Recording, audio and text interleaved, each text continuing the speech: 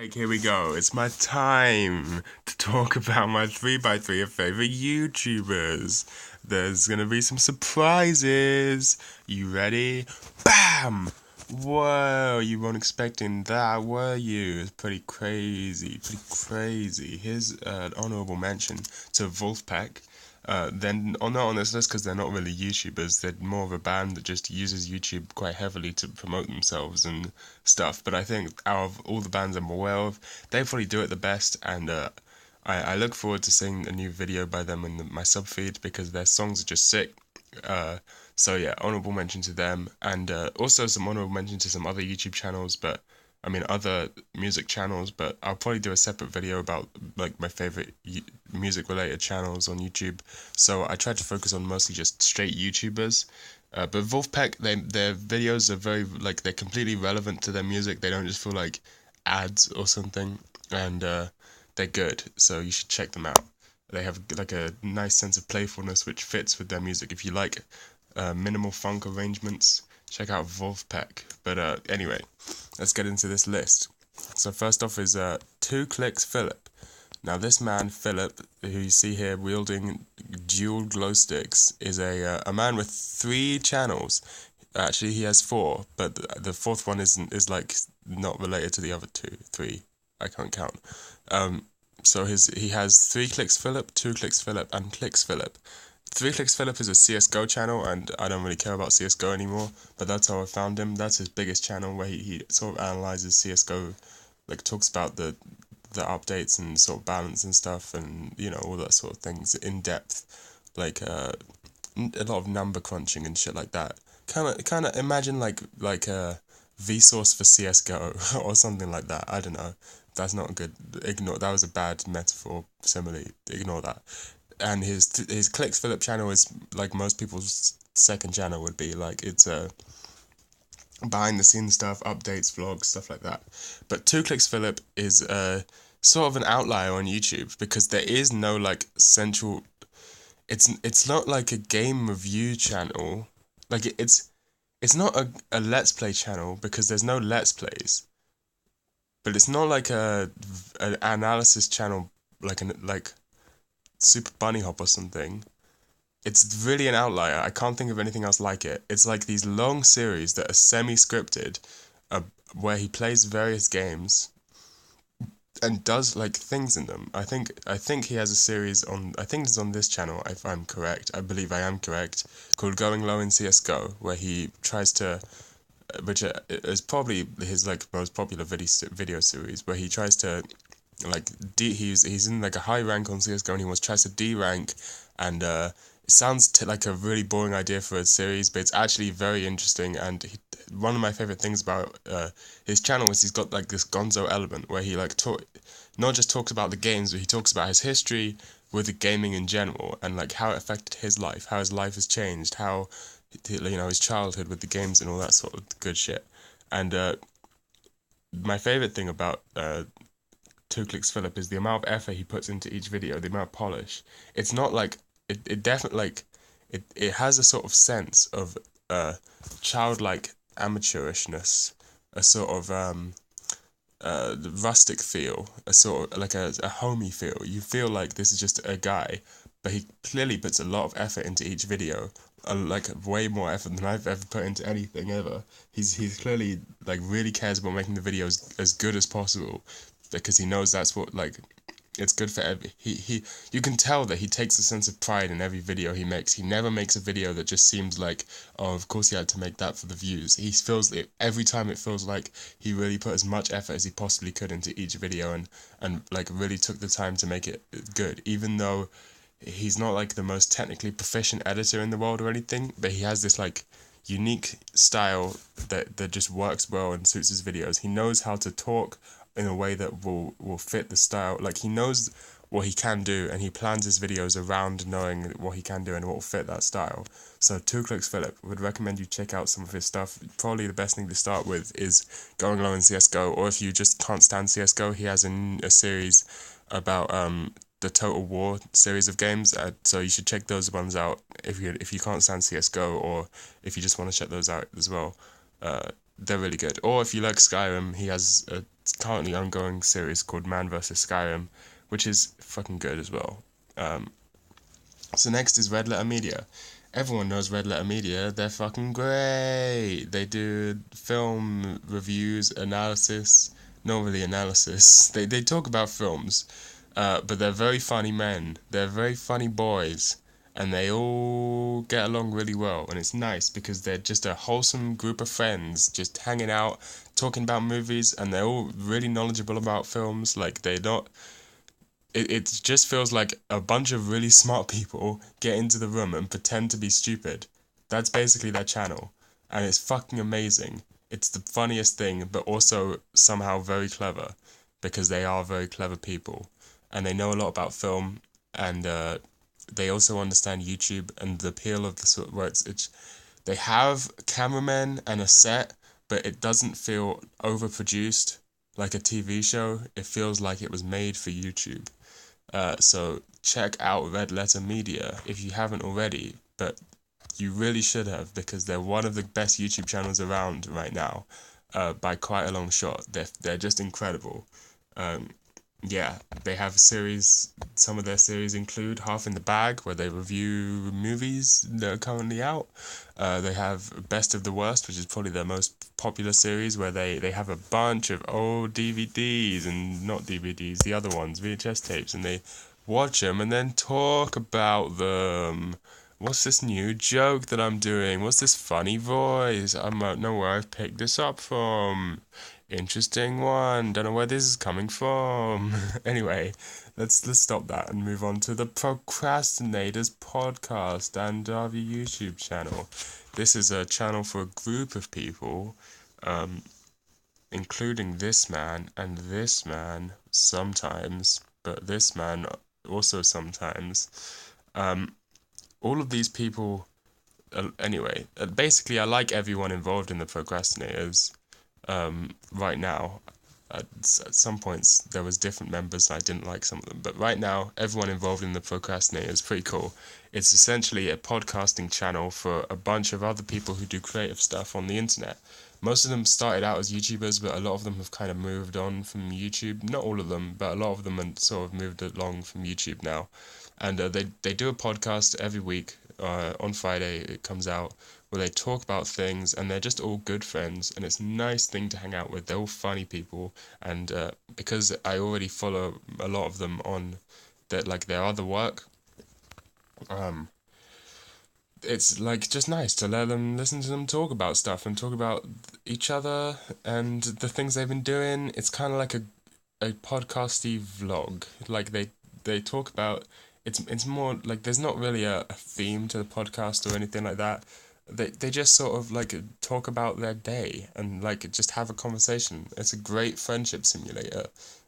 My phone won't focus. Please focus. Good enough. It's good. It's like it's just a bunch of people who make good stuff that I enjoy looking at. And they just talk for like an hour and a half each week, and I can listen to it, and it's a good way to kill time or to do put something in the background while I'm drawing or something. So the Procrastinators, good channel, good podcast, probably my favorite podcast, despite the fact that it only very recently got good, because there used to be, for about 100 episodes, they had a format where they would have a topic and they'd only try and talk about that topic for the week, and then only I don't know, after about 100 episodes of doing that, it was gradually getting worse and worse because they were running out of good topics. They just decided to scrap the topic format and just talk about whatever they wanted, and suddenly it got way better. So yeah, good podcast. And sometimes they do things that aren't just the Procrastinators podcast, like Rowdy Fuckers Cop Killers started on the Procrastinators. If you don't know what Rowdy Fuckers Cop Killers is, it's fucking insanity. It started off as a podcast on the Procrastinators channel, which was like, it's slightly separate from the main podcast. There's only two of the main members of the podcast doing it, and those podcasts are fucking insane and like really good, although they're also really bad. They're really good in a sort of postmodern way where they're bad. I don't know how to explain it. You just have to understand it or not. And it's sort of splintered off into its own alternate universe, which is now like a full-on MUD, like multi-user dungeon type thing, text command based game on Discord. So they have a Discord channel where everyone, it's fucking insanity. Just Google Rowdy Fuckers Cop Killers or DuckDuckGo it, whatever you want to use as your preferred search engine. Look it up, and it's just insanity. They've gone so in depth from just being a podcast. They randomly split it off and became an entire alt universe where there's two rival gangs, the Rowdy Fuckers and the Cop Killers, living in the town of Neo Milwaukee, aka New Los Angeles City, and they're all like mining slime from the Grand Canyon, and slime is a valuable currency. And the two gangs, the Rowdy Fuckers and the Cop Killers, they're in a state of endless war. That was a weird stutter I had there. Anyway, the two gangs were in a state of endless war, despite the fact that the actual two gang leaders just have a podcast together where they play games, and that's what RFCK is. They're sort of an in-universe podcast for the two gang leaders of the Rowdy Fuckers and the Cop Killers. And if you want to participate in the game, I'm personally, I'm not a big fan of the game myself, but that's just personal preference. I know a lot of people who really like it, so check it out on Discord and stuff. Oh no. Alright, next one is the biggest outlier of this entire thing. Funhouse. What am I doing with Funhouse on my list? If you don't know what Funhouse is, they're a gaming channel, a very, very heavily edited gaming channel. They do like a lot. The sort of format they have is where the game isn't really the center of attention. It's mostly just a sort of an improv show with just games happening in the background, right? Like and then there's a lot of editing. There's a lot. I believe they record for like an hour at least each thing, and each video is only about 15 minutes, so it's very heavily edited. There's a lot of like photoshops and small animations and stuff to go along with what they're saying. And why the fuck do I watch that? It's a subgroup of, it's like a sort of a subgroup of Rooster Teeth.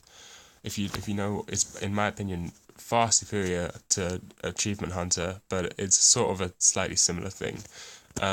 So why Funhouse? Well, I've been watching Funhouse for fucking forever.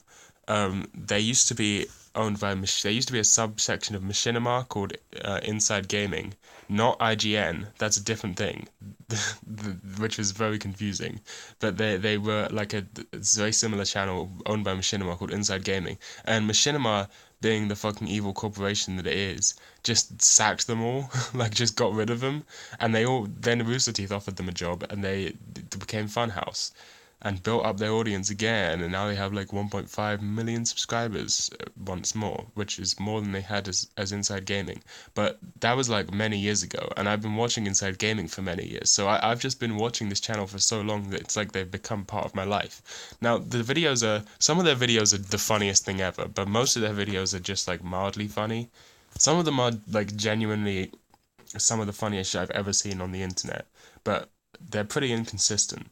The reason I like them the most, though, is because they just have so much content that, like, they're perfect background noise. It's just entertaining enough to be, like, something to listen to and watch. But most of the time, especially, like, the GTA Let's Plays and stuff, they're not actual GTA Let's Plays.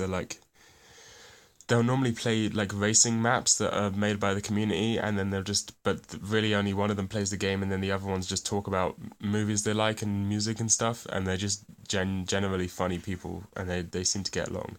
Their most popular videos are their drunk gameplays. If you want to get into Funhouse, I would recommend watching, I think they have a video called like Drunk Mario Party, so you should watch that one, or something along those lines.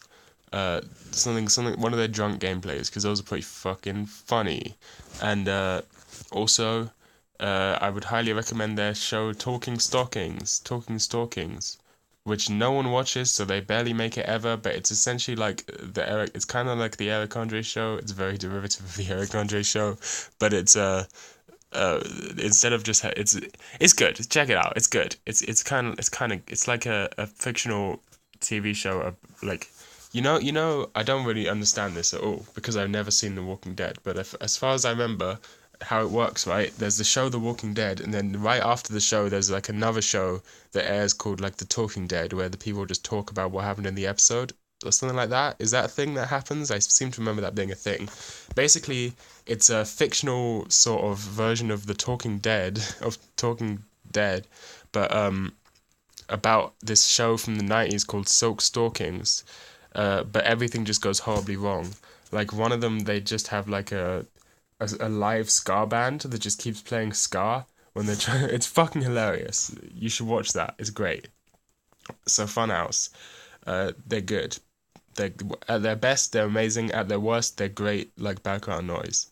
Um, Next up is Digibro After Dark.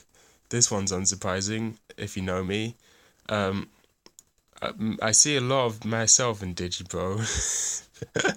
We're quite similar people. We have quite similar interests. Yeah, there's not really much else to say besides the fact that I prefer his After Dark channel to his main channel because that's just, you know, uh, generally like analysis. The whole genre of analysis, I don't find it that interesting because if there's something to analyze, I usually just notice it when I'm watching. Like I don't need someone to tell me why Evangelion is good. I can just watch Evangelion and be like, oh, it's good, and then I can be like, oh, I'm not stupid. I know what shot composition is, and I know how to write scripts. Not I don't know how, but I know. Do you know what I'm trying to say, right? Like that sort of stuff, not particularly appealing to me because I just naturally do that when I'm watching things. But a lot of people don't, and that's why they like his analysis stuff. But uh, and he has some really good analysis videos. Some of them, my favorite video on his main channel is probably We Have Accepted Mediocrity, which isn't really an analysis video, but it's fucking good. But Digibro After Dark because Insomnia Analysis 1 is possibly my favorite video on the entire internet. It's like a masterpiece by accident, despite being bad in every way. I even made my own rip-off version, which you can watch on my main channel. I might delete it though. It's called Cardistry Thesis. I might make another one. Who knows? But I like that sort of content where it's just like man going crazy in his room alone at nighttime. Whoa, nope, sorry, talking about this one. Whoa, nope, the other person. Yeah, he ripped it off from this guy, but whatever, we'll get to him eventually. Okay, next channel is this guy. Folding Ideas. This is quite a different. Do you know how I just said I don't like analysis? Well, this is a movie analysis channel. Um, and also some games and stuff. Mostly I just think he like is probably out of all the film analysis guys I've seen on YouTube, he seems to be the most knowledgeable about like actual film and how it works, like how to make films. But he does these really long analyses of stuff that most people wouldn't really care about enough to analyze it. I think his most popular video is where he talks about the editing in Suicide Squad and why the editing, like one of the worst things about Suicide Squad is how like the editing is just so bad. Not editing as in like special effects or anything like that, like literally moment to moment shot cuts editing, like the problems with that. He's clearly like he clearly knows his shit about editing and directing it to a level like he seems to be like a short like someone who makes films and works in the industry or something like that, so he knows his shit. And so when he talks about that stuff, it's good. He just finished a 3-part series going over all of the fucking 50 Shades of Grey franchise films and like why like how much of a nightmare it was trying to adapt the books into films because of the author who wrote them like wouldn't let them change anything despite the fact that the books are just bad and a lot of things wouldn't work on film, and like why they are bad, like what happened in the background, the sort of thing that you can only find out if you do research. My phone is just refusing to fucking focus. The sort of thing you can only find out if you do a lot of research into the production cycle of these films and the books and stuff like that. Uh, Generally pretty good. Also, he did a video on Evangelion and End of Evangelion, and he has some good things to say about it, even though I disagree with some of the stuff he has to say. He doesn't. Either way, yeah, that's a thing. All right, let's go down to this one. This one looks like a lump of shit. It looks like a bunch of lines, and that's because it is. It's Peter Jaws. If you don't know Peter Jaws, this is a similar story to Funhouse, where I've just been watching Peter Jaws for so long that it's become part of my life. I think I found him when he had like just over 10,000 subscribers, and now he has over like 500,000 subscribers.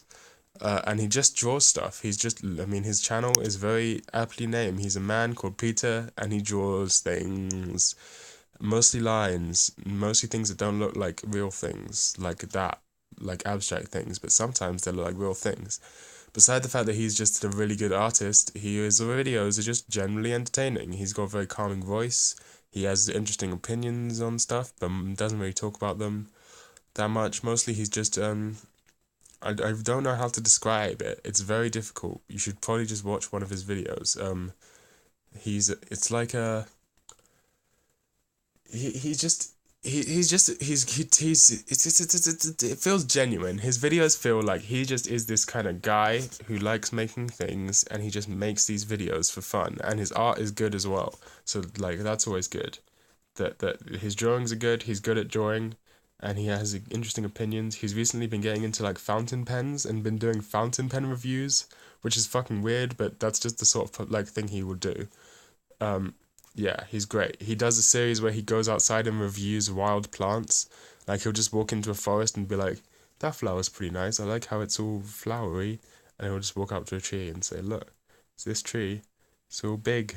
You know, he's just sort of wacky character, wacky guy.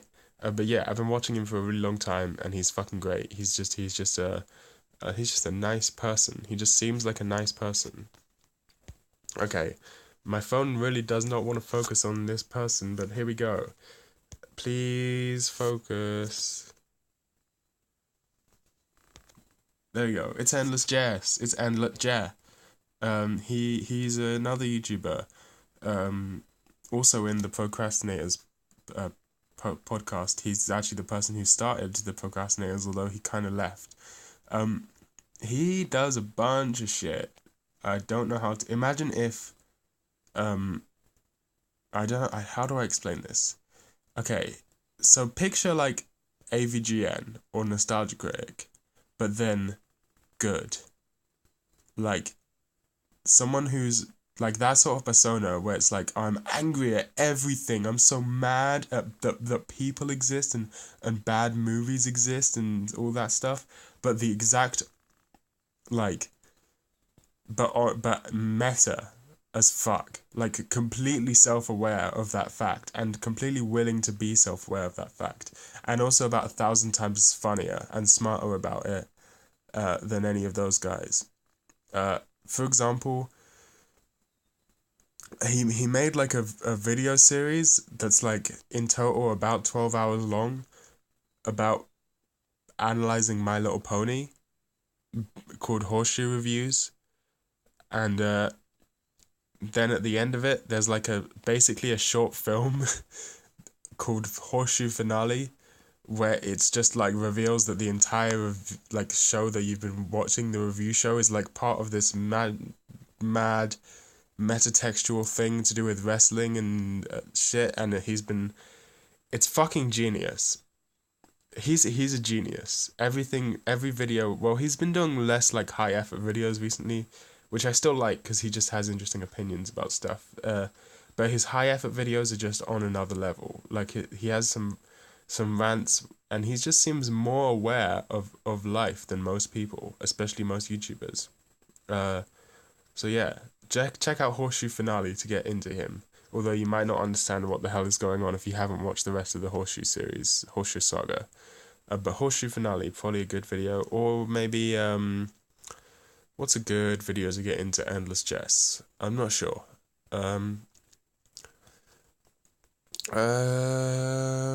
Flaggots or Fuck'em 2016. Both of those are pretty good. But yeah, next up is this guy. Nana8725, I don't remember what his full channel name is. Nana and a bunch of numbers, aka Piropito. Japanese YouTuber who makes horror short films basically, but they're very different to most, like they're not the same as most horror films you'll find. He has a very specific brand of horror, which is it's not focused on like jump scares and shit like that, but very focused on atmosphere. And he has a sort of a lot of his videos He has a video you may have seen that went viral in the early days of YouTube called like Channel 666, I think it's called, where he goes to a YouTube. It's fucking sick.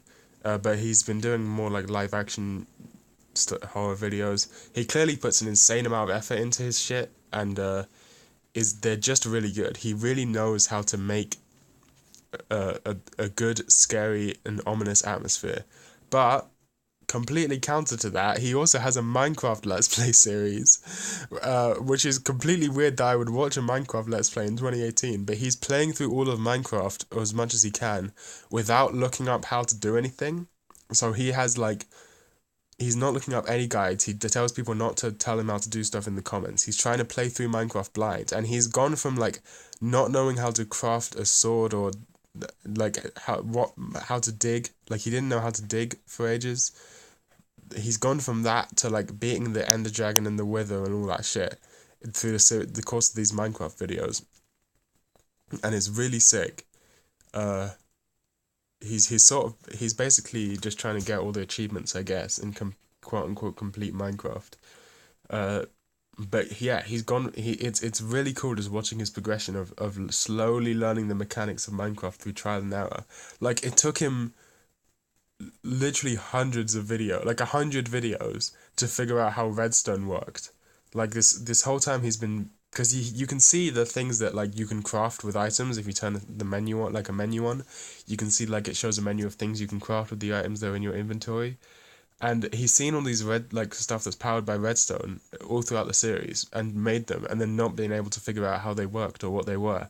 And then one day he finally figures out redstone, and it's like the most magical experience of my entire life, watching this guy finally figure this out. Or like, for example, he knew he had to go to the Nether, but he didn't know how to get there because there's actually like no way to tell from in the game how to build a Nether portal besides that you need obsidian, and he finally figured out how to build a nether portal.